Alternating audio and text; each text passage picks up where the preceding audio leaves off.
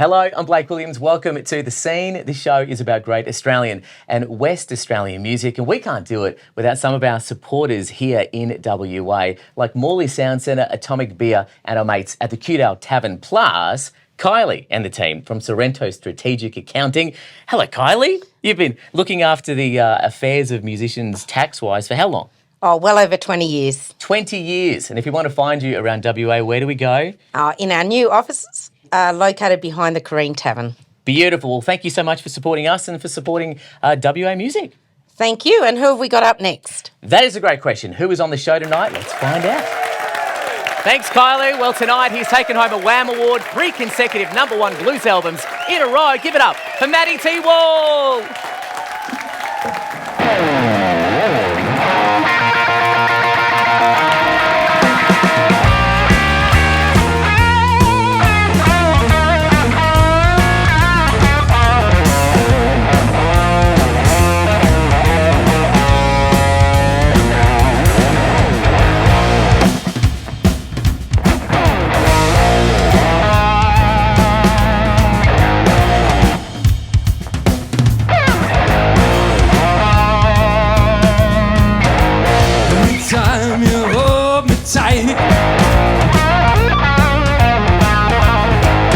Get that feeling deep down.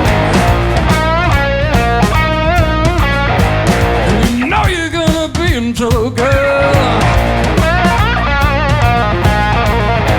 'Cause I don't mess around. Oh, baby, you're going dance a little match on your nerve, my heart. Got put up, baby, running down from the start, baby.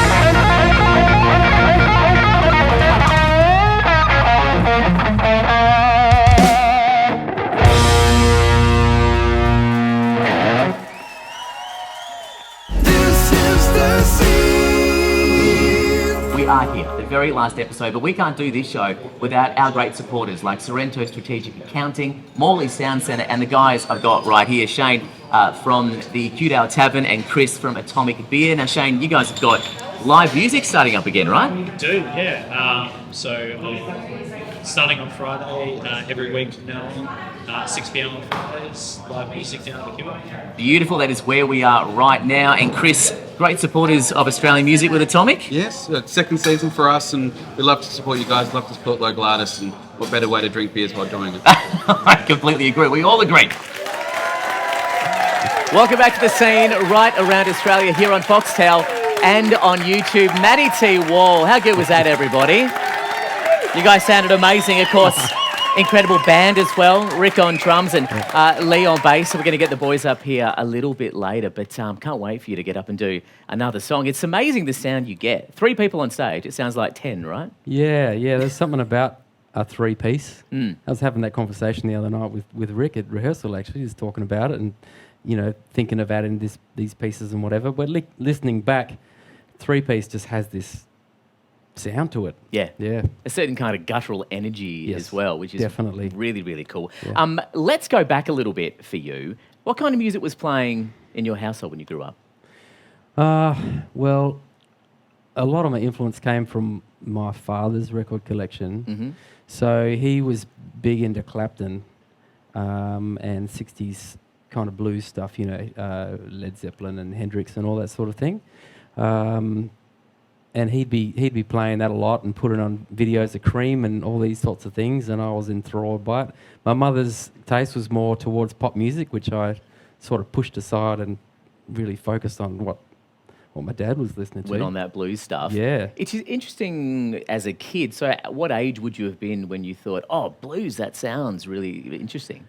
Well, I think the first thing that really grabbed me was actually Dire Straits and Mark Knopfler.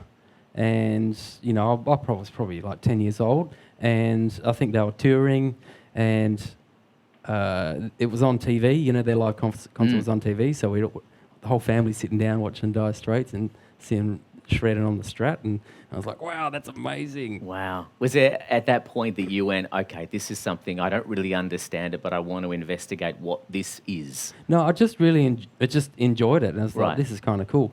But then a kid at school brought this Fender Strat to school, and it was like, this is white Fender Strat, and I was like, this is amazing, this is like a spaceship, you know. It's a real guitar. It's like, oh my God, that's so cool.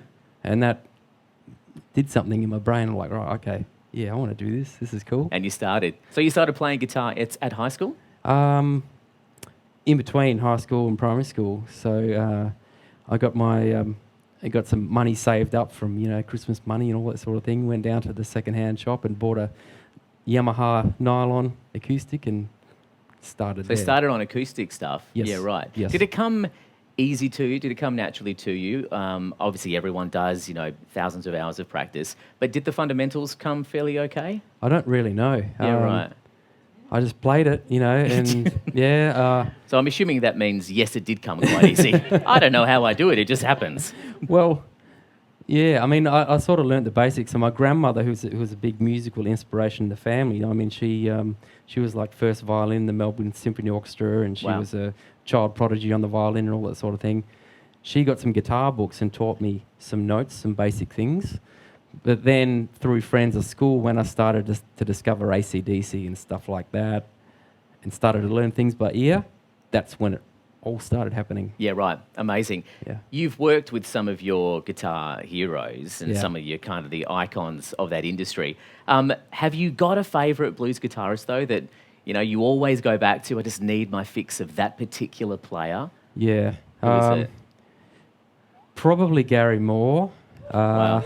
Yeah. When his album came out, Still Got the Blues, I was at a friend's place and we were jamming out, listening to some Joe Satriani or some Metallica and whatever. And he's like, "Hey boys, come out here, have a listen to this." And he put it on the stereo. Back when there were stereos in the living room. Yep. Put it on, and I was like, "Oh my God, this guitar! It's just jumps out of the speakers, and it's like, wow, what is this?" Yeah. And it just grabbed me. That's a song that does grab you so much, though. It kind of just bang, there it is. Yeah. Gary Moore. Blues, though, it's an interesting one for original blues these days because, you know, there's so much tradition with blues. There's so much kind of structure around what it is. Mm-hmm. How do you keep it fresh? Yeah, I mean, you sort of do it with your influences. I mean, I'm heavily influenced through heavy metal, Metallica, you know, Pantera and all that heavy stuff. Mm-hmm. And I still love listening to all that. So I'm influenced by that. And it just comes out in how I play. But at the same time, I love listening to John Lee Hooker and Muddy Waters and all that sort of thing. I love all that, B.B. King. So it just sort of comes out naturally. Mm. But yeah, there's a tradition with the blues, and you've got to be careful not to push it too far. Yep. Otherwise, it becomes rock, or it becomes something else. It becomes something completely different. Yes. And people, I think blues is one of those things that people feel very strongly about, that Yeah. it has to be blues, you know what I mean? If Yes. you push it too far and it goes a little bit crazy on TikTok, the world it starts to go a weird angle on the axis. Things Yeah. go a little bit weird. But let's talk about the first album, Trans-Pacific Blues Volume 1. So you got a chance to work with some amazing people on there. Just run us through some of those names. Yeah, so that was amazing. Yeah, I bet. Yeah, so that was our third album, and that came out. I thought, wow, you know, Gary Moore did jamming with his heroes, and I thought, I'm going to give that a crack and see what I can do. You know, got in touch with Dave Holt, and he was keen on it. And Dave Holt was a huge inspiration to me. You know, in playing blues, taking it to the world from Perth, it was like, wow. Right, so Dave Holt was on board, and then I got a contact in LA, and he managed to get Kirk Fletcher. And then because he got Kirk Fletcher, he managed to get Kid Ramos and Eric Gales, right? And then because he got Eric Gales, Walter Trout was interested. Yeah. And I was like, wow, okay, this is crazy. And did you, I mean, obviously you wouldn't expect it to kind of go that amazing that quickly, but you're in the studio working with these people, however you did it. Yeah. Did you kind of pinch yourself and go, I didn't expect it to actually be what Yes. it is? Yeah, definitely. You know, Yeah. when I was conversing on emails with Eric Gales, it was like, I'm talking to Eric Gales. Yeah. This is crazy. I know his email address. How cool is that? But then Walter Trout asked you to play, it was Blues Fest, right? Blues Fest, yeah, 2020. Yep. This is pre-COVID. And go on tour. And go on tour. So that was that was going to be a big moment. And Yeah. then Did COVID not happen. came along and did what it did. Has anything come of that? Is there plans to do anything else? Yeah, he's still keen on working with me. So yeah, we'll see what happens there. How amazing. Now, we love to get questions from Suze, who's our floor manager. She's in the Atomic Bar. Suze, did you have a question for Matty T Wall? I do indeed. So you have got the chance to interview your muso hero, but you only get to ask one question. So who would your muso hero be, and what would be the question? It's a two-tiered question. That's a very That's good a question. curly one. That's a very good question. Let's Well- start with the person. Who would it be? Well, I think it would be John Lee Hooker. Okay. Because I love the blues and I love, you know, the boogie shuffle sort of thing, and he's the king. He is the king. So What would you ask him, though? Because Well- it doesn't have to be about music. It could be, what's your favourite fruit? Well, If you wanted to waste that I question. probably wouldn't ask that question. No, good. But I will call. say that as musicians, and you know that musicians learn by playing with other people, not by asking questions. You sort of learn as you play. So my question would be, do you want to have a jam? That would be it. And I'd be praying that he would say yes. How incredible would that be? Did you Yeah. like that answer, Suze? We got a thumbs up. Now the boys are at the bar. Let's get the boys down. I'll give them a round of applause for Rick and for Lee. Hey. Straight from the Atomic Bar. That's what we love. Now you guys are going to go back out and play some festivals, and from your perspective, watching the audience kind of react to what Matty does and what you guys do as well, what's it like from your position in the band, just watching kind of the excitement around you? You answer that one, Lee. I don't get that excited, sorry. I just look at a bunch of shiny things in front of me and hit them. That's exciting. Well, I'm the newest member of the band, so from my point of view, it's just a great band. It's they're playing original music for one, and playing in the blues idiom is great. And with Matty was talking before about being in a trio and the power of the trio and the sound that we can create together. It's exciting in itself, and just seeing people at gigs who get into it and get off on that sort of style of music and what we're trying to do, it's just a joy, you know. It's fantastic. And for me, I've been playing with Rick for a number of years as well, so it's great for us to be connected once again. And you know, and I'm incredibly grateful for Matty for the opportunity to be in his band. It's a lot of fun, and like Matty, we love the blues and we were brought up on it, so it's really great. It's really great stuff to play. Are you any gigs kind of lined up festival wise for the next couple of months? Yeah, well, we're doing a festival this weekend in Freo, and one of the bigger festivals that we're doing in May is Broadbeach. We're doing Broadbeach on the Gold Coast. Oh, brilliant. Yes. Heading over, finally, a travelling gig. Yes. Oh my God, it's been so like long. 3 years. Has it really been 3 years? Yeah. Oh, it's crazy. Let's talk about the live album, which is out pretty soon. Mm-hmm. Where did you record this? This was recorded at Lyrics Underground in Maylands. I know most of you are probably there, actually, and you're probably in the album. Oh, there you go. With these boys as well, so it's you guys Yes. on the album. What's on there? Just live, literally a live gig. Yeah, live gig. Now, I do like playing new songs live before I put them on an album, so they're not on there though. So it's all the songs from the older albums, Right. The good ones that get everyone going. You know, All killer, no filler, I believe, That's is what the one, that's what the they one. say. Yeah. When's it out?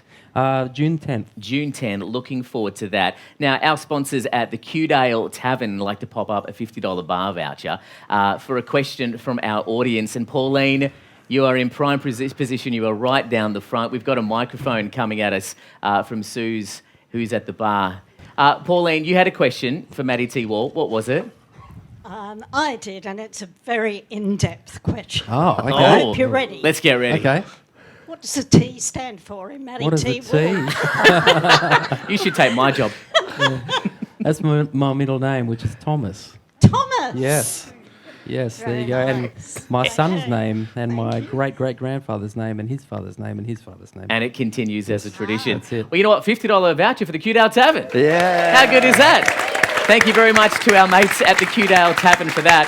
You guys are going to get up and do one more song for us as well. We want to find you online, which we all want to do. What's the best place to go? Website or social media handle?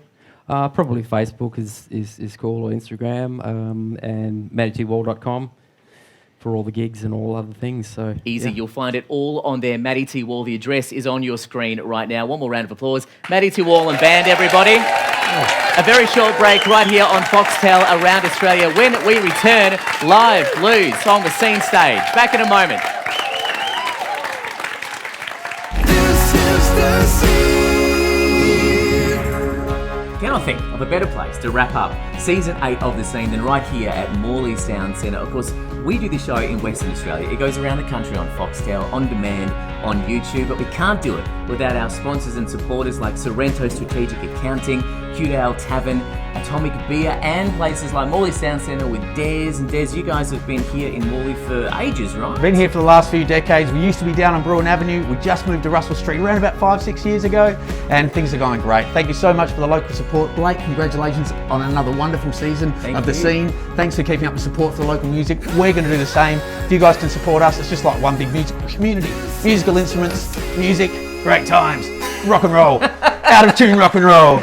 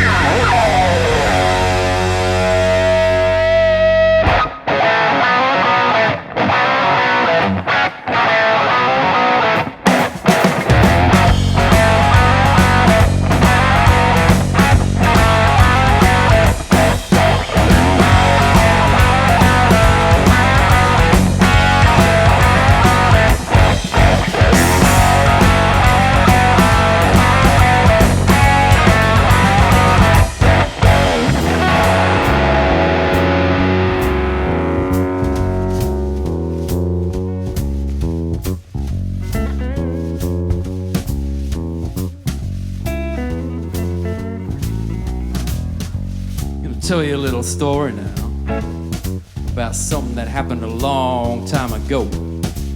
You see, I was playing in this bar and I was putting on a show.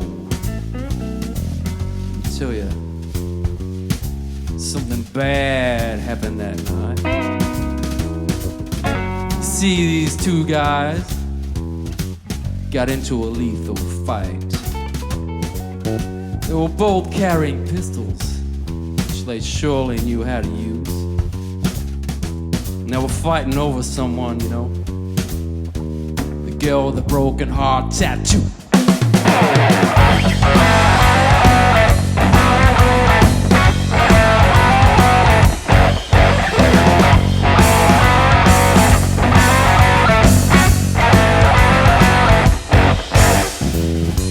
She knew her way around.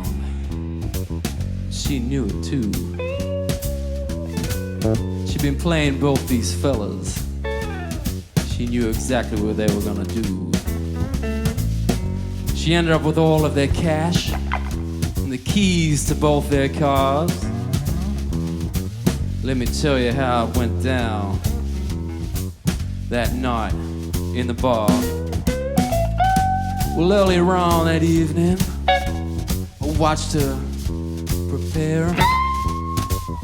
She looked all the fellas up and down just to see what they were wearing. Eventually, she settled on these two in designer suits and shoes. I could tell this girl was gonna be trouble. The girl with the broken heart tattoo.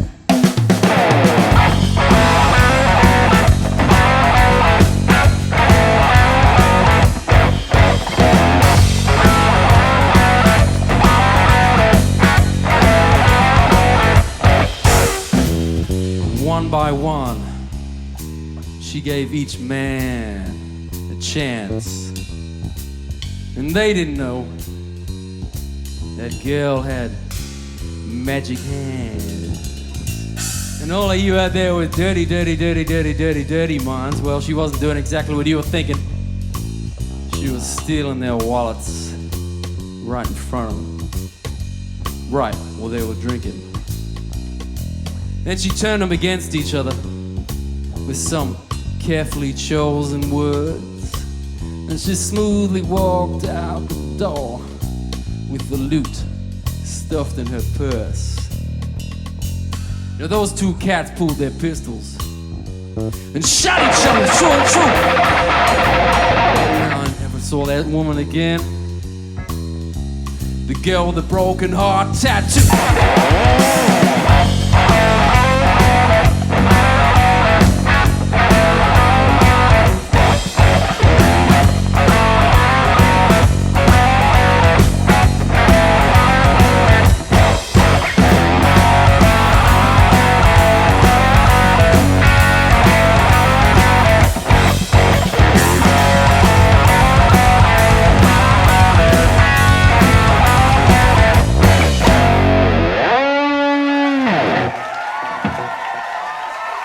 Des, thank you, and on behalf of myself and the whole crew, thank you so much for your support on Season 8 of The Scene. We're back later in 2022. This is The Scene. Good night. Good night.